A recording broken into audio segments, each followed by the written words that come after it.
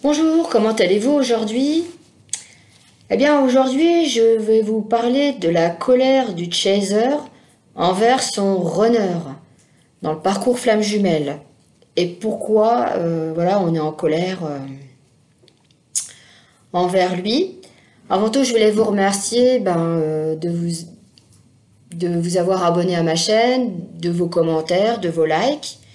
Je fais un soin collectif le 10 mars au soir, donc j'ai un post sur ce soin. Et aussi, il y a un atelier d'accompagnement, comprendre son parcours flamme jumelle. C'est vendredi 11 au matin. Pareil, j'ai fait un post. Il y a toutes les informations dans les posts. Voilà, voilà.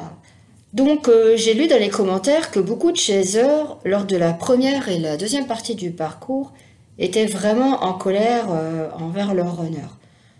C'est tout à fait compréhensible. Je suis d'accord avec vous, mais reposer sa colère sur il ou elle ne servira à rien du tout. Alors, je vais vous expliquer pourquoi. Dites-vous que son comportement à lui ou elle, donc c'est son ego, ses souffrances, vous font toucher des points sensibles. Ça fait ressortir par exemple la blessure d'abandon, de rejet ou d'injustice, etc. Vous souffrez énormément, vous pleurez, vous êtes vraiment mal, vous ne comprenez pas pourquoi c'est si dur d'aimer et ces blessures ressortent. Donc en fait, c'est pour vous faire travailler intérieurement et inversement pour lui ou elle. Donc votre runner a un comportement qui n'est pas facile à comprendre car lui-même ne sait pas trop où il en est. Alors, je vais vous donner un autre exemple. Voilà, nous sommes en colère aussi quand notre runner est en couple. Ah, ça, c'est le plus dur à accepter.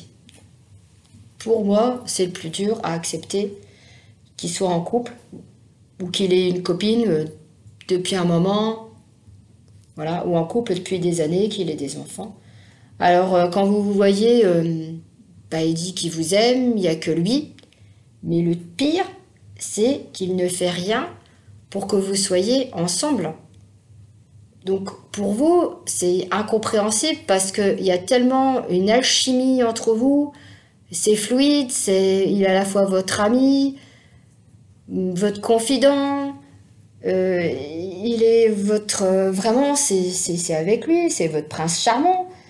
Et non, il y a un truc, voilà, et pourquoi il fait pas ce qu'il faut? Pourquoi? Parce qu'en fait, il est complètement perdu, il travaille aussi de son côté, son ego est très présent, donc il fait remonter ses peurs, et comme le runner fuit et qu'il a peur de l'amour que porte son chaser, voilà, c'est depuis la séparation, depuis la création de notre âme, qui a été divisée en deux. Il y a aussi ces masques qui ressortent, donc ces blessures. Donc tout ça, ça fait partie du parcours. C'est pour ça que, en fait, pour nous, c'est pas normal tout ça. Voilà, on est vraiment très en colère. Donc lors de la première partie du parcours, j'étais en colère, car lors de notre séparation, je l'ai vécu comme un abandon. Et aussi, j'avais vraiment peur qu'il ne revienne pas. Donc voilà, comme je disais, notre ego, elle fait en sorte de ressortir nos peurs. Donc après, il y a eu la deuxième partie, donc pareil, deuxième séparation. Donc pareil, avec les nuits noires de l'âme. Donc là, je savais qu'il revenait dans le lien, mais quand? Donc l'attente est dure, parce qu'en fait, on ne sait pas. Hein, et puis entre-temps, il peut faire le yo-yo, les messages, les rendez-vous manqués, tout ça. Donc là, voilà, on n'est vraiment pas dans une bonne période. Moi, ce que je faisais pour pouvoir prendre du recul, chose qui n'est pas forcément évident, je faisais de la méditation pour écouter mon enfant intérieur, mon âme, mon cœur. Et puis aussi, le fait de faire de la méditation, ça permet de lâcher prise aussi. C'est important et ça permet de nous détendre, de nous déstresser parce qu'il n'y a pas que cet amour, ce parcours aussi qui est vraiment très dur. Il y a aussi tout un ensemble.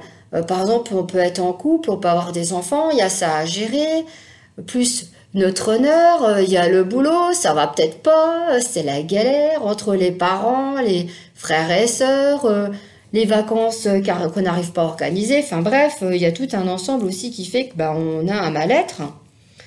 Donc avec le recul, parce que maintenant je suis en fin de parcours, j'ai analysé son comportement, parce que bah voilà, moi je suis comme ça, j'analyse, et j'ai compris que c'était nécessaire à notre évolution.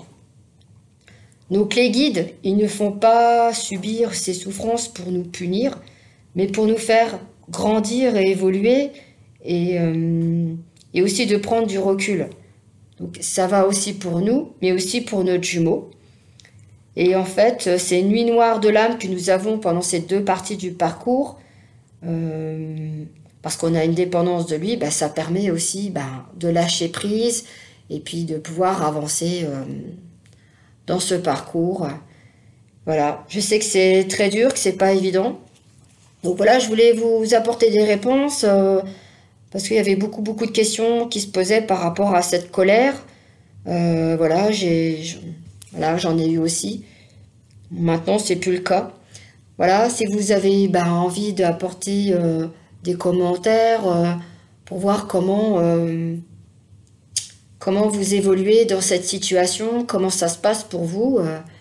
Voilà, vous pouvez mettre vos messages, liker et puis aussi vous abonner.